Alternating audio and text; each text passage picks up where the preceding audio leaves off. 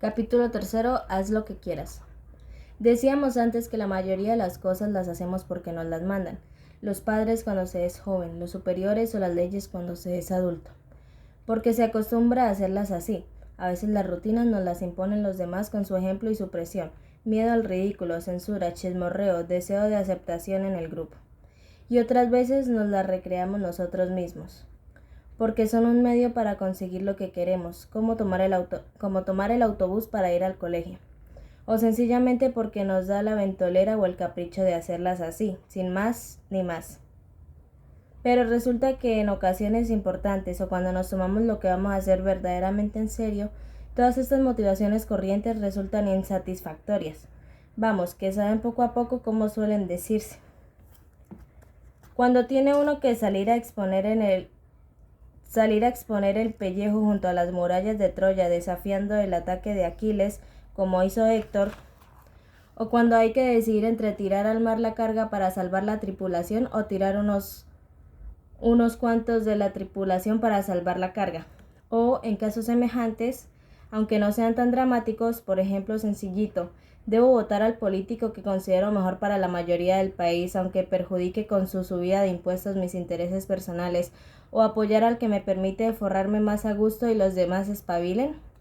Ni órdenes ni costumbre bastan y no son cuestiones de capricho. El comandante nazi del campo de concentración al que acusan de una matanza de judíos intenta excusarse diciendo que cumplió órdenes, pero a mí, sin embargo, no me convence esa justificación. En ciertos países es costumbre no alquilar un piso a negros por su color de piel o a homosexuales por su preferencia amorosa, pero por mucho que sea habitual tal discriminación, sigue sin parecerme aceptable. El capricho de irse a pasar unos días en la playa es muy comprensible, pero si uno tiene a un bebé a su cargo y lo deja sin cuidado durante un fin de semana, semejante capricho ya no resulta simpático sino criminal. ¿No opinas lo mismo que yo en estos casos? Todo esto tiene que ver con la cuestión de la libertad, que es el asunto del que se ocupa propiamente la ética. Según creo haberte dicho ya, la libertad es poder decir sí o no. Lo hago o no lo hago, digan lo que digan mis jefes o los demás. Esto me conviene y lo quiero, aquello no me conviene y por tanto no lo quiero. Libertad es decidir, pero también no lo olvides, darte cuenta de que estás decidiendo, lo más opuesto a dejarse llevar, como podrás comprender. Y para no dejarte llevar no tienes más remedio que intentar pensar al menos 2 veces lo que vas a hacer. Sí, 2 veces, lo siento, aunque te duela la cabeza. La primera vez que piensas el motivo de tu acción, la respuesta es la pregunta: ¿por qué hago esto? Es del tipo de las que hemos estudiado últimamente. Lo hago porque me lo mandan, porque es costumbre hacerlo, porque me da la gana. Pero si lo piensas por segunda vez, la cosa ya varía. Esto lo hago porque me lo mandan, pero ¿por qué obedezco lo que me mandan? ¿Por el miedo al castigo? ¿Por esperanza de un premio? ¿No estoy entonces como esclavizado por quien me manda? Si obedezco porque quien me da las órdenes sabe más que yo, ¿no sería considerable que procurara informarme lo suficiente para decidir por mí mismo? Y si me mandan cosas que no me parecen convenientes, como cuando le ordenaron al comandante nazi eliminar a los judíos del campo de concentración, ¿acaso no puede ser algo malo, es decir, no conveniente para mí? Por mucho que me lo manden, o bueno, y conveniente, aunque nadie me lo ordene. Lo mismo sucede al respecto a las costumbres. Si no pienso lo que hago más que una vez, quizá me baste la respuesta de que actúo así, porque es costumbre. Pero, ¿por qué diablos tengo que hacer siempre lo que suele hacerse? ¿O lo que suelo hacer? Ni siquiera fuera esclavo de quienes me rodean, por muy amigos míos que sean, o de lo que hice ayer, antes de ayer y el mes pasado.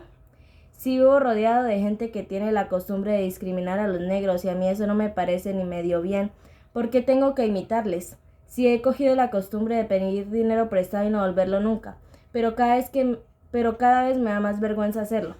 ¿Por qué no voy a poder cambiar de conducta y empezar desde ahora mismo a ser más legal?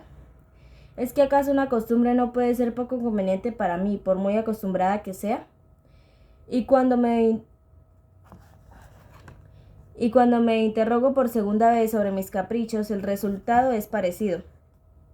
Muchas veces tengo ganas de hacer cosas que enseguida se vuelven contra mí, de las que me arrepiento luego. En asuntos sin importancia el capricho suele ser aceptable, pero cuando se trata de cosas más de dejarme llevar por él sin reflexionar si se trata de un capricho conveniente o inconveniente, puede resultar muy poco aconsejable, hasta peligroso. El capricho de cruzar siempre los semáforos en rojo a lo mejor resulta una o dos veces divertido, pero llegaré a viejo si me empeño a hacerlo día tras día. En resumidas cuentas, puede haber órdenes, costumbres y caprichos que sean motivos adecuados para orar, pero en otros casos no tiene por qué ser así. Sería un poco idiota querer llevar la contraria a todas las órdenes y a todas las costumbres, como también a todos los caprichos, porque a veces resultarán convenientes o agradables, pero nunca una acción es buena solo por ser una orden, una costumbre o un capricho. Para saber si algo me resulta de veras conveniente o no, tendré que examinar lo que hago más a fondo, razonando por mí mismo. Nadie puede ser libre en mi lugar, es decir, nadie puede dispensarme de elegir y de buscar por mí mismo. Cuando se es un niño pequeño, inmaduro, con poco conocimiento de la vida y de la realidad, basta con la obediencia, la rutina o el caprichito. Pero es porque todavía se está dependiente de alguien, en manos de otro que vela por nosotros. Luego hay que hacerse adulto, es decir, capaz de inventar en cierto modo la propia vida y no simplemente de vivir la que otros han inventado para uno. Naturalmente no podemos inventarnos del todo porque no vivimos solos y muchas cosas se nos imponen, queramos o no. Acuérdate de que el hombre capitán no eligió para Acuérdate de que el pobre capitán no eligió para padecer una tormenta en alta mar, ni Aquiles le pidió a Héctor permiso para atacar Troya. Pero entre las órdenes que se nos dan, entre las costumbres que nos rodean o nos creamos, entre los caprichos que nos asaltan, tendremos que aprender a elegir por nosotros mismos. No habrá más remedio para ser hombres y no borregos, con perdón de los borregos, que pensar dos veces lo que hacemos, y si me apuras, hasta 3 y 4 veces en las ocasiones señaladas. La palabra moral, etimológicamente, tiene que ver con las costumbres, pues eso precisamente es lo que significa la voz latina mores, y también con las órdenes, pues la mayoría de los preceptos morales suenan así como debes hacer tal cosa, o ni se te ocurra hacer tal otra. Sin embargo, hay costumbres y órdenes, como ya hemos visto, que pueden ser malas o sea inmorales, por muy ordenadas y acostumbradas que se nos presenten. Si queremos profundizar en la moral de verdad, si queremos aprender en serio cómo emplear bien la libertad que tenemos, y en este aprendizaje consiste precisamente la moral o ética de la que estamos hablando aquí, más vale dejarse de órdenes, costumbres y caprichos. Lo primero que hay que dejar en claro es que la ética de un hombre libre nada tiene que ver con los castigos ni los premios repartidos por la autoridad que sea, autoridad humana o divina. Para el caso es igual. El que no hace más que huir del castigo y buscar la recompensa que dispersan otros, según normas establecidas por ellos, no es mejor que un pobre esclavo. A un niño quizá le baste el palo y la zanahoria como guías de su conducta, pero para alguien crecidito es más bien triste seguir con esa mentalidad. Hay que orientarse de otro modo. Por cierto, una aclaración terminológica. Aunque no voy a utilizar las palabras moral y ética como equivalentes desde un punto de vista técnico, perdona que me ponga más profesoral que de costumbre, no tienen idéntico significado. Moral es el conjunto de comportamientos y normas que tú, yo y algunos de quienes nos rodean solemos aceptar como válidos. Ética es la reflexión sobre por qué los consideramos válidos y la comparación con otras morales que tienen personas diferentes. Pero en fin, aquí seguiré usando una u otra palabra indistintamente, siempre como arte de vivir. Que me perdone la academia. Te recuerdo que las palabras bueno y malo no solo se aplican a comportamientos morales, ni siquiera solo a personas. Se dice, por ejemplo, que Rivaldo o Raúl son futbolistas muy buenos, sin que ese calificativo tenga nada que ver con su tendencia a ayudar al prójimo fuera Fuera del estadio, su propensión a decir siempre la verdad, son buenos en cuanto a futbolistas y como futbolistas, sin que entremos a averiguaciones sobre su vida privada. Y también puede decirse que una moto es muy buena sin que ello implique que la tomamos por la Santa Teresa de las motos. Nos referimos a que funciona estupendamente y que tiene todas las ventajas que a una moto pueden pedirse.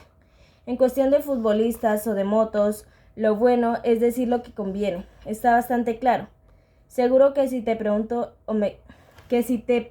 me explicas muy bien cuáles son los requisitos necesarios para que algo merezca calificación de sobresaliente en el terreno de juego o en la carretera. Y digo yo, ¿por qué no intentamos definir del mismo modo lo que necesita para ser un hombre bueno? ¿No nos resolvería eso todos los problemas que nos estamos planteando desde ya hace bastantes páginas? No es cosa tan fácil. Sin embargo, respecto a los buenos futbolistas, las buenas motos, los buenos caballos de carreteras, etc., la mayoría de la gente suele estar de acuerdo, pero cuando se trata de determinar si alguien es bueno o malo en general, como ser humano, las opiniones varían mucho. Ahí tienes, por ejemplo, el caso de Purita. Su mamá en casa la tiene por el no más de la bondad, porque es obediente y modosita. Pero en clase todo el mundo la detesta porque es chismosa y cizañera. Seguro que para sus superiores el oficial nazi que gaseaba judíos en Auschwitz era bueno y como es debido, pero los judíos debían tener sobre él una opinión diferente. A veces llamarle a alguien bueno no indica nada bueno, hasta el punto de que suelen decirse cosas como fulanito es muy bueno, el pobre. El poeta español Antonio Machado era consciente de esta ambigüedad y en su autografía poética escribió: «Soy en el buen sentido de la palabra bueno». Se refería a que, en muchos casos, llamarle a uno bueno no indica más que docilidad, tendencia a no llevar la contraria y a no causar problemas, prestarse a cambiar los discos mientras los demás bailan, cosas así. Para uno, ser bueno significaría ser resignado y paciente, pero otros llamarán bueno a la persona emprendedora, original, que no se acobarda a la hora de decir lo que piensa, aunque pueda molestar a alguien.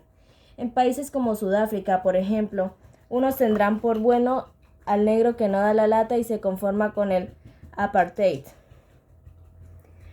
mientras que otros no llamarán así más que al que sigue a Nelson Mandela. ¿Y sabes por qué no resulta sencillo decir cuando un ser humano es bueno y cuando no lo es? Porque no sabemos para qué sirven los seres humanos. Un futbolista sirve para jugar al fútbol de tal modo que ayude a ganar a su equipo y meta goles al contrario. Una moto sirve para trasladarnos de modo veloz, estable, resistente. Sabemos cuando un especialista en algo o cuando un instrumento funciona como es debido porque tenemos idea del servicio del que deben prestar, de lo que se espera de ellos. Pero si tomamos al ser humano en general, las cosas se complican.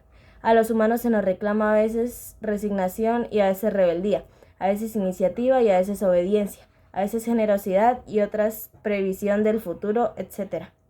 No es fácil ni siquiera determinar una virtud cualquiera. Que un futbolista meta un gol en la portería contraria sin cometer falta siempre es bueno, pero decir la verdad puede no serlo. ¿Llamarías bueno a quien le dice por crueldad al moribundo que va a morir, o quien delata dónde se esconde la víctima al asesino que quiere matarla? Los oficios y los instrumentos responden a una norma de utilidad bastante claras, establecidas desde afuera. Si se las cumple, bien; si no, mal, y se acabó. No se pide otra cosa. Nadie exige a un futbolista para ser buen futbolista, no buen ser humano, que sea caritativo o veraz. Nadie le pide a una moto para ser buena moto, que sirva para clavar clavos. Pero cuando se considera a los humanos en general, la cosa no está clara, porque no hay un único reglamento para ser buen humano, ni el hombre es instrumento para conseguir nada. Se puede ser buen hombre y buena mujer, claro, de muchas maneras, y las opiniones que juzgan los comportamientos suelen variar según las circunstancias. Por eso decimos que a veces el fulano o menganita son buenos, a su modo. Admitimos así que hay muchas formas de serlo y que la cuestión depende del ámbito que se mueva cada cual, De modo que ya ves, desde fuera no es fácil determinar quién es bueno y quién malo, quién hace lo conveniente y quién no. Habría que estudiar no solo todas las circunstancias de cada caso, sino hasta las intenciones que mueven a cada uno, porque podría pasar que alguien hubiese pretendido hacer algo malo y le saliera un resultado aparentemente bueno por carambola. Y al que hace lo bueno y conveniente por chiripa no le llamaríamos bueno, ¿verdad? También al revés, con la mejor voluntad del mundo alguien podría provocar un desastre y ser detenido por un monstruo sin culpa suya. Me parece que por este camino sacaremos poco en limpio, lo siento. Pero si ya hemos dicho que ni órdenes, ni costumbres, ni caprichos bastan para guiarnos en esto de la ética, y ahora resulta que no hay un claro reglamento que enseñe a ser un hombre bueno y a funcionar siempre como tal, ¿cómo nos la arreglamos? Voy a contestarte algo que de seguro te sorprende y quizás hasta te escandalice. Un divertidísimo escritor francés del siglo XVI, François Rabelais, contó en una de las primeras novelas europeas las aventuras del gigante Gargantua y su hijo Pantagruel. Muchas cosas que podría contarte de ese libro, pero prefiero que antes o después te decidas a leerlo por ti mismo. Solo te diré que en una ocasión Gargantua decide fundar una orden más o menos religiosa e instalarla en una abadía, la abadía de Telemé, sobre cuya puerta está escrito este único precepto: haz lo que quieras. Y todos los habitantes de esa santa casa no hacen precisamente más que eso, lo que quieren. ¿Qué te parecería si ahora te digo que a la puerta de la ética bien entendida no está escrita más que esa consigna? Haz lo que quieras. A lo mejor te indignas conmigo. Vaya, pues sí que es moral la conclusión a la que hemos llegado, la que se armaría si todo el mundo hiciese sin más ni más lo que quisiera. Para eso hemos perdido tanto tiempo y nos hemos comido tanto el coco. Espera, no te enfades, dame otra oportunidad y hazme el favor de pasar al capítulo siguiente.